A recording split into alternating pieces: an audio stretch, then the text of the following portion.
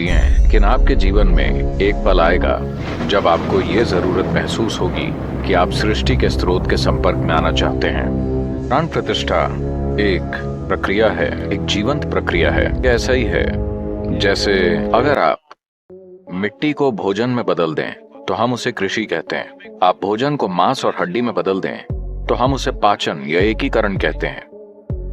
अगर आप मांस को मिट्टी में बदल दें हम इसे अंतिम संस्कार कहते हैं। या अगर आप इस मांस को, यहाँ तक कि पत्थर या खाली स्पेस को दिव्य संभावना में बदल सकें तो उसे प्राण प्रतिष्ठा कहा जाता है। विज्ञान आपको बता रहा है कि सब कुछ एक ही ऊर्जा है जो लाखों अलग अलग तरीकों से खुद को प्रकट कर रही है। अगर ऐसा है तो जिसे आप ईश्वरीय तत्व कहते हैं, जिसे आप एक पत्थर कहते हैं, जिसे आप एक पुरुष कहते हैं, जिसे आप एक स्त्री कहते हैं, जिसे आप एक पशु कहते हैं, जिसे आप एक दानव कहते हैं, ये सब कुछ एक ही ऊर्जा है जो अलग अलग तरीकों से काम कर रही है।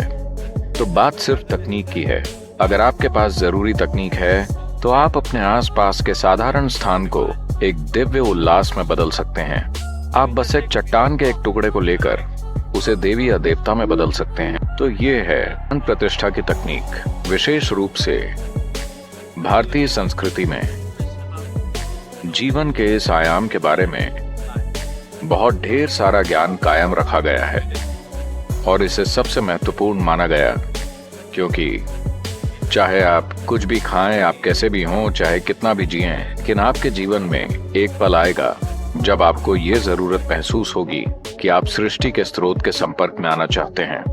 और अगर ऐसी संभावना पूरी धरती पर नहीं बनाई गई, अगर ये संभावना हर इच्छुक इंसान के लिए उपलब्ध नहीं हुई, तो वो समाज इंसान को सच्ची खुशहाली देने में असफल रहेगा। आप किस तरह के घर में रहते हैं ये महत्वपूर्ण नहीं है। आपका घर चाहे 10,000 स्क्वायर फुट का हो या सिर्फ 1,000 स्क्वायर फुट का, इससे आपके जीवन में कोई खास फर्क नहीं पड़ने वाला। पर अगर आप एक प्राण प्रतिष्ठित स्थान के आसपास हैं तो उससे आपके जीवन में जबरदस्त फर्क आएगा। इसलिए हम ये संभावना सामने लाना चाहते हैं, क्योंकि ये मेरा सपना है एक दिन पूरी दुनिया को, मानवता को प्राण प्रतिष्ठित स्थानों में रहना चाहिए।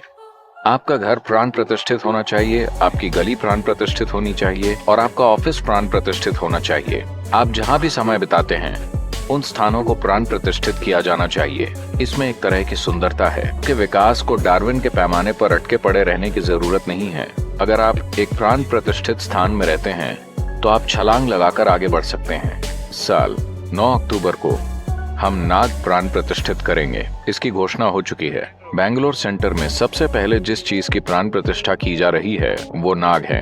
आपने योग केंद्र में नाग की तस्वीर देखी होगी। योग केंद्र में मौजूद नाग प्राण प्रतिष्ठित नहीं किए गए हैं क्योंकि ज्योमेट्री के हिसाब से ऐसी जगह पर रखा गया है कि इनके ठीक पीछे 3 ठोस पारे के लिंग हैं और ध्यान लिंग भी है। वो इन सभी के साथ एक सीध में है, वो अपने आप विकसित होगा।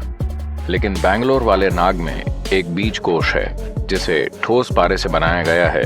इसकी एक संपूर्ण प्राण प्रतिष्ठा होगी। जो व्यक्ति बोध को बढ़ाना चाहता है उसके लिए नाग बहुत महत्वपूर्ण है। आज अगर आपकी शारीरिक आंखों से भी अगर आप 50% बेहतर देख पाएं, अगर आप 50% बेहतर सुन पाएं, आपकी सूंघने, स्वाद लेने, स्पर्श करने की शक्ति 50% बेहतर हो जाए तो क्या आपका जीवन काफी बेहतर होगा, चाहे बात शारीरिक ही हो। हाँ, तो अगर आप उन चीजों को देख और महसूस कर पाएं जो भौतिकता से परे हैं, तब जीवन बहुत ऊंचे स्तर पर पहुंच जाता है। ऐसा बातें सुनने से और जानकारी जमा करने से नहीं होता। नहीं, जानकारी कुछ समय के बाद एक बोझ बन जाती है, बोध। तो इसीलिए सबसे पहले हम नाग की रचना कर रहे हैं।